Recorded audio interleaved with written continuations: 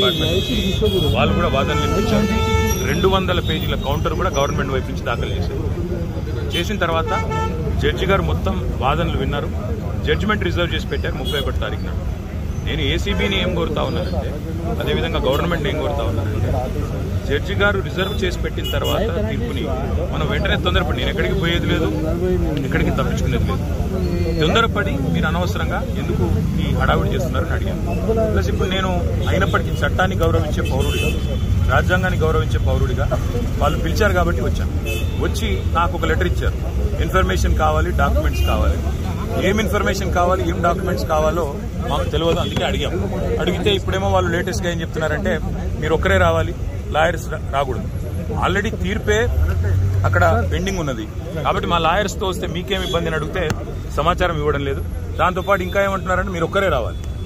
నాకు ఒక్కరే రావడానికి ఇబ్బంది ఏం లేదు, కానీ ఒక పౌరుడిగా నా ప్రాథమిక హక్కులకు కూడా భంగం వాటిల్లకుండా చూసుకోవాల్సిన బాధ్యత నా మీద ఉంటుంది. అందుకే పోలీస్ అధికారులను అడిగాను, ఎక్కడన్నా లిఖితపూర్వకంగా ఉందా నా లాయర్ రాకూడదని, దయచేసి ఉంటే ఇవ్వండి అన్నాను.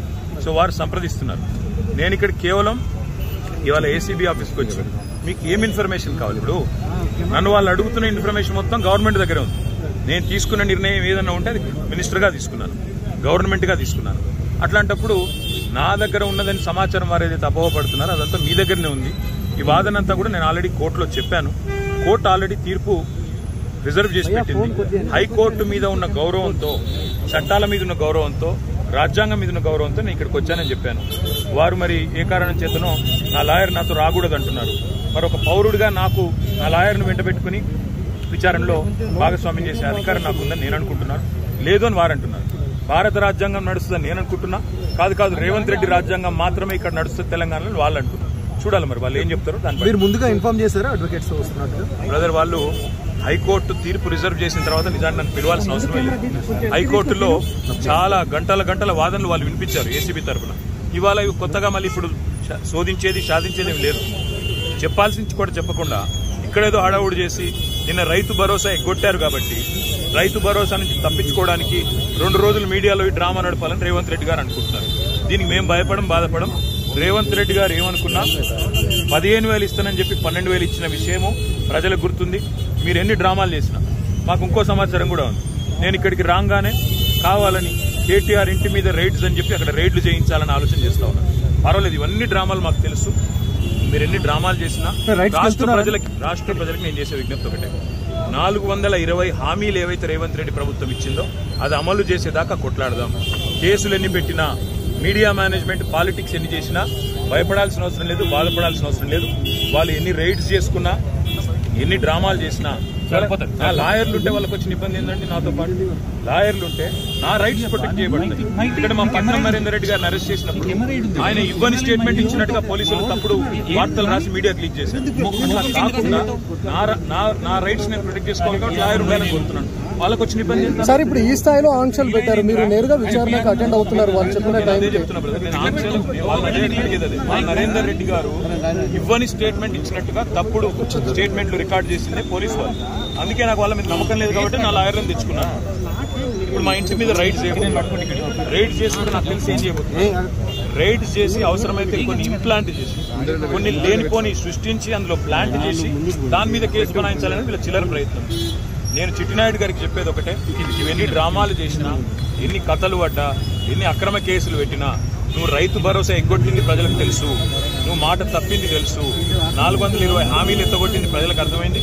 నువ్వెన్ని చేసుకున్నా తప్పకుండా నేను వదిలిపెట్టాం. ప్రజాక్షేత్రంలో తప్పకుండా మా హక్కుల కోసం కొట్లాడు. ఇవాళ నేను అడిగేది ఏంటంటే, మొన్న నరేందర్ రెడ్డికి జరిగింది, ఇవాళ నాకు జరగదని గ్యారంటీ ఏంది? నరేందర్ రెడ్డి ఈయన స్టేట్మెంట్ ఇచ్చినట్టు, కన్ఫెషన్ ఇచ్చినట్టు, అనవసరంగా నా పేరు చెప్పినట్టు లేనిపోని పుకార్లు వీళ్ళే సృష్టించిన పోలీసులు మీడియాకు లీక్లు ఇచ్చారు. ఇలా నాకు కూడా అట్లే చేస్తారనేది నా డౌట్. రెండవది ఇవాళ నేను మళ్ళీ చెప్తున్నా, నేను ఇక్కడ రాగానే నా ఇంటి మీద రైడ్ చేయాలని చెప్పి వాళ్ళు ప్లాన్ చేసుకున్నారు. తప్పకుండా నా ఇంటి మీద రైడ్ చేస్తే కూడా అన్లయమని ఇరికిచ్చి రేవంత్ రెడ్డి గారు ఇచ్చిన 2 చిట్టీలు, అవసరమైతే ఇంకో 2 ఏమైనా సృష్టించి అని ఇరికిచ్చి కావాలని బదనాం చేయాలన్న చిల్లర ప్రయత్నం చేస్తున్నారు. నా హక్కుల కోసం తప్పకుండా నేను కొట్లాడతాను. న్యాయవాదుల సమక్షంలో ఎంక్వైరీ చేయాలని కోరుతున్నాను. తప్పే చాలా సేపటి నుంచి వెయిట్ చేస్తున్నారు, ఇంకెంతసేపు వెయిట్ చేస్తారు? ఏమని చెప్తున్నారు? 5 నిమిషాలు చూసిన తర్వాత మరి పోలీసులు సహకరించకపోతే నా దారి నేను అంటే ఇప్పటివరకు అయితే ఏం చెప్పట్లేదు. పోలీసు వాళ్ళు మరి లిఖితపూర్వకంగా ఏం చేయట్లేదు, కానీ వాళ్ళు ఫోన్లు వాళ్ళు ఏదో మాట్లాడుతున్నారు పైకి. రేవంత్ రెడ్డికి మాట్లాడుతున్నారో మరి ఇంకా డీజీపీకి మాట్లాడుతున్నారో ఎవరికి మాట్లాడుతున్నారో తెలియదు.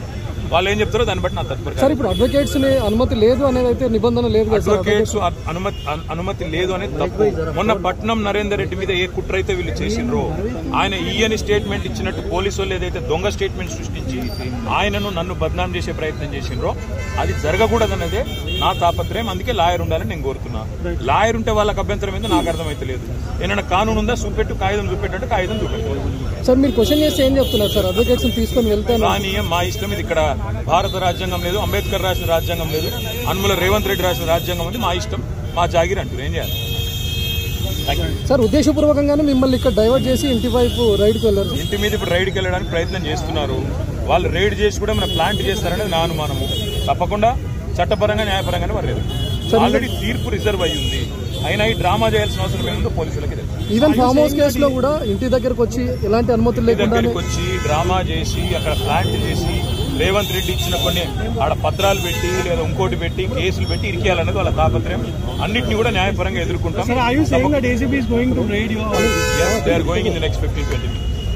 మీరు ఒక మాజీ మంత్రి ఇలా రోడ్డు మీద కాకుండా కనీసం లోపలికి పిలిచైనా చెప్పాల్సిన వాళ్ళ విఘ్నత, అది రేవంత్ రెడ్డి గారి యొక్క విఘ్నత, వారి యొక్క తెలివితేటలు.